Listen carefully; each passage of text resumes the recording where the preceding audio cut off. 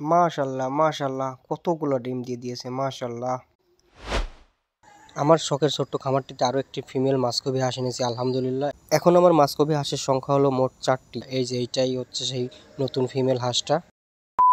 আসসালামু আলাইকুম, আমি রনি জাহিদ। আমার আরও একটি নতুন ভিডিওতে আপনাদের সবাইকে স্বাগতম। কয়েকদিন ধরে লক্ষ্য করছি যে সকালবেলা ওদের ঘর থেকে বের করে দিলে আমার নতুন মাস্কবি ফিমেলটা কোথায় যেন চলে যায়, খাবার না খেয়ে কোথাও চলে যায়। তো বেশ কয়েকদিন ধরে এটা লক্ষ্য করার পর আজ ভাবলাম ওর পিছু নিয়ে দেখবো ও কোথায় যায়। তবে আমার মনে হয় ও কোথাও ডিম দিচ্ছে বা কোথাও বাসা তৈরি করতেছে। হাঁস ছেড়ে দেওয়ার পর আমি আজ ওর পিছু নিলাম। একটু পরও সোজা গিয়ে উঠলো আমাদের হেঁসেল ঘরে। হেঁসেল ঘরে উঠেও হাঁটাহাঁটি শুরু করলো। হয়তো আমাকে দেখে সরাসরি ও যেখানে ডিম দিয়েছে বা বাসা তৈরি করছে সেখানে ঢুকতেছে না। তো আমি একটু ওর আড়ালে গেলাম।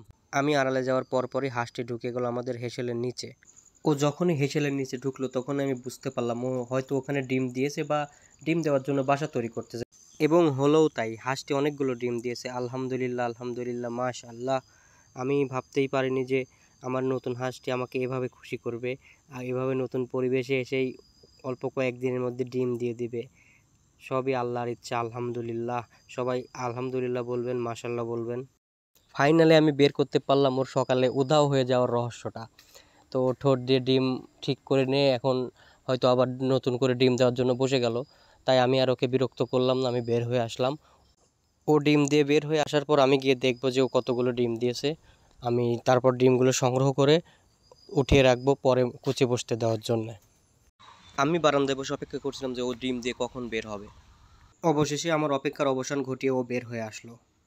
ও ডিম দিয়ে বের হয়ে আসছে গাইজ। এখন আমরা গিয়ে দেখবো ওখানে মোট কতটি ডিম দিয়েছে ও।